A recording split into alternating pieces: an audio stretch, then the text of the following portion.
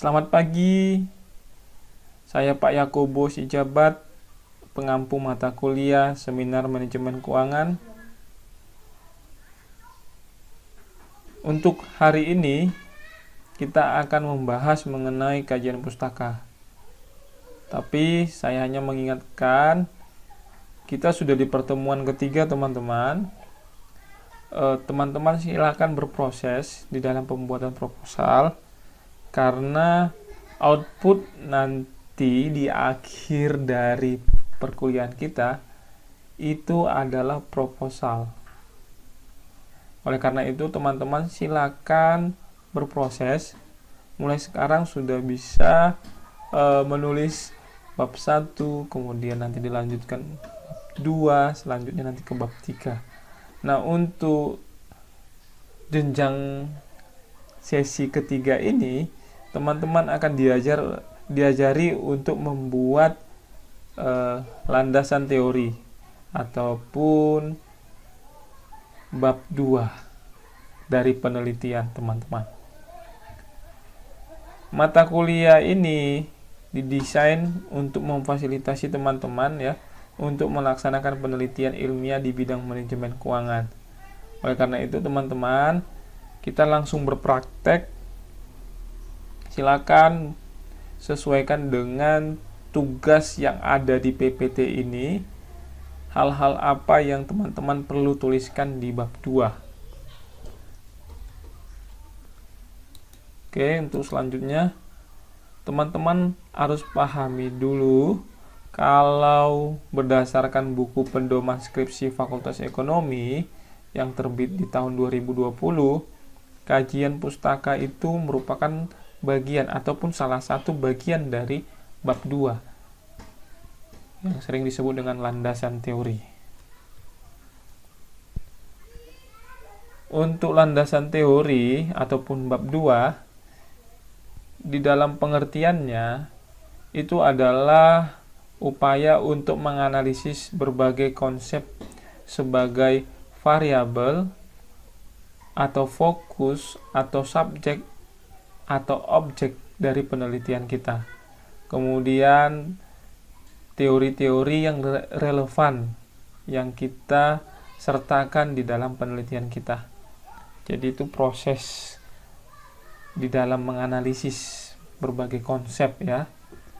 Kemudian secara substansi ataupun sederhananya teman-teman, landasan teori ini dapat berisi penjelasan tentang variabel, kemudian aspek-aspek atau indikator, serta keterkaitan antar variabel atau subjek objek penelitian.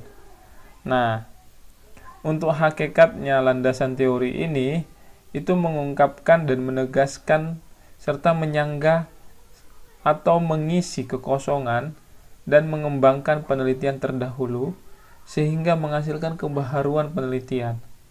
Nah, landasan teori ini dapat diperoleh dari hasil-hasil penelitian yang sebelumnya yang termuat dalam jurnal, proceeding, disertasi, tesis, atau monografi, serta buku teks. Jadi dipahami ya teman-teman, kalau landasan teori itu berisikan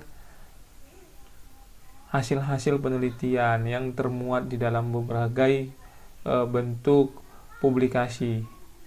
Oke. Untuk sistematika penulisan proposal sesuai dengan panduan penulisan skripsi Fakultas Ekonomi, bab 2 itu terdiri dari 1. Kajian pustaka, 2. Penelitian terdahulu, 3. Kerangka teoritis, 4. Kerangka berpikir penelitian, 5. Hipotesis penelitian. Nah, untuk kajian pustaka, teman-teman pahami bahwa itu adalah ringkasan atau rangkuman dan teori yang ditemukan dari sumber bacaan ataupun literatur yang ada kaitannya dengan tema yang akan diangkat dalam penelitian. Dalam survei dan penelitian eksperimen, tinjauan literatur menyajikan berbagai latar belakang fungsi persiapan pengumpulan data dari awalnya. Nah, dalam pendekatan penelitian, yang kajian pustaka digunakan untuk menciptakan konteks dari masa lalu untuk studi baru yang akan dilakukan dengan penelitian baru. Singkatnya seperti ini teman-teman.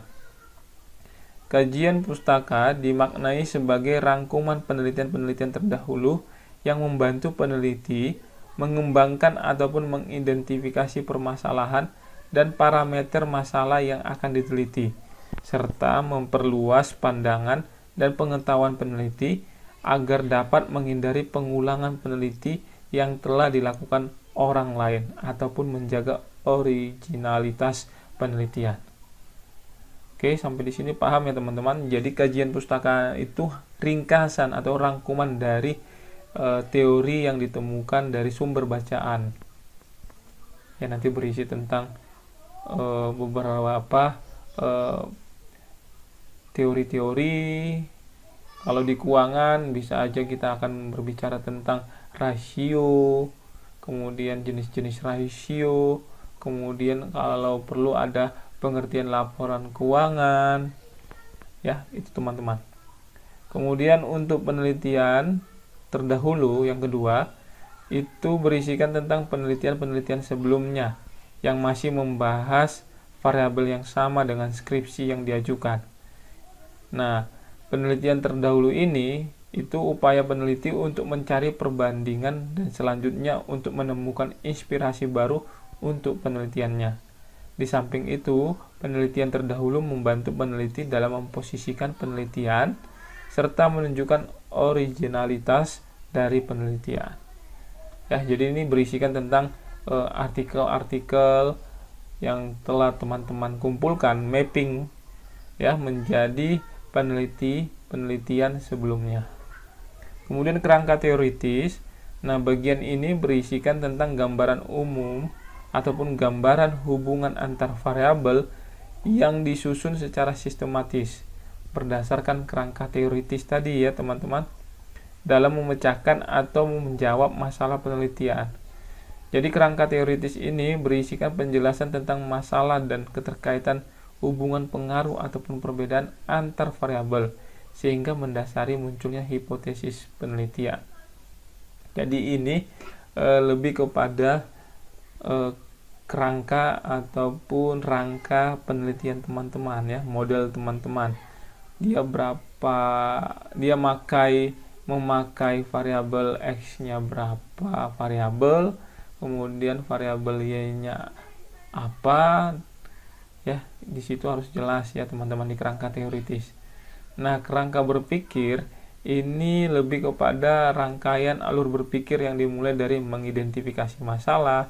Jadi dia bentuk bagan ataupun kerangka yang dimulai dari identifikasi masalah, kemudian merumuskan masalah, kemudian membangun teori dan hipotesis, kemudian menentukan metode penelitian yang sesuai, serta terakhir nanti memberikan saran. Jadi itu urutan-urutannya ada di panduan pedoman pembuatan skripsi Fakultas Ekonomi.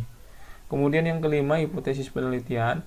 Hipotesis penelitian ini itu adalah dugaan yang bersifat sementara yang harus diuji kebenarannya. Nah, dugaan ini ya itu merupakan kebenaran yang sifatnya sementara yang akan diuji kebenarannya. Nah, penelitian di bidang ekonomi dan bisnis pada umumnya berangkat dari hipotesis alternatif ataupun H1 tanpa perlu menyebutkan hipotesis 0 ataupun H0-nya. Terdapat dua macam pengujian hipotesis satu arah dan pengujian hipotesis dua arah. Uji hipotesis satu arah digunakan dengan menguji hipotesis yang sudah diketahui arahnya. Misalnya sudah diketahui bahwa suatu variabel mempengaruhi variabel lain secara positif. Uji hipotesis dua arah digunakan untuk menguji hipotesis yang belum diketahui arahnya. Ya, jadi ini lebih kepada statistik one tail dan juga two tail ya, dua arah dan satu arah. Jadi nanti teman-teman bisa kaji lagi lebih mendalam di metodologi penelitian. Oke, setelah teman-teman mendengarkan penjelasannya, teman-teman di sini ada tugas teman-teman menyusun proposal penelitian berdasarkan mapping artikel dari teman-teman. Kemudian setelah teman-teman sudah mapping ya artikelnya, silakan temukan ya gap dan buat latar belakang kenapa sih teman-teman memutuskan untuk meneliti topik ataupun tema tersebut. Kemudian setelah teman-teman temukan gapnya, teman-teman sudah buat latar belakangnya, teman-teman buat landasan teorinya ya. Apa-apa saja konsep-konsep apa saja yang dipakai ya sebagai variabel, fokus ataupun subjek objek penelitian dari teman-teman sesuai dengan tema ataupun topik penelitian teman-teman. Nah, naskah ini disesuaikan dengan panduan skripsi kita ya, Fakultas Ekonomi.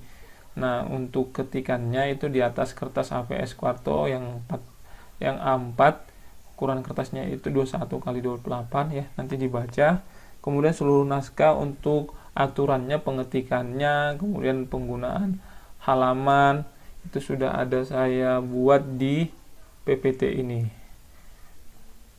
Kemudian untuk penulisan bab, subbab itu sudah ada juga, penomoran halaman, penomoran tabel ya. Kemudian halaman daftar isi itu menyangkut ataupun berisikan apa saja. Kemudian penggunaan huruf ataupun ukuran hurufnya juga sudah diatur ya, sesuaikan dengan PPT ini. Saya rasa demikian teman-teman. Silakan berproses. Jika ada yang ingin ditanyakan silakan gunakan forum. Teman-teman bisa bertanya di forum ataupun langsung di WA group. Terima kasih, selamat pagi dan salam sehat.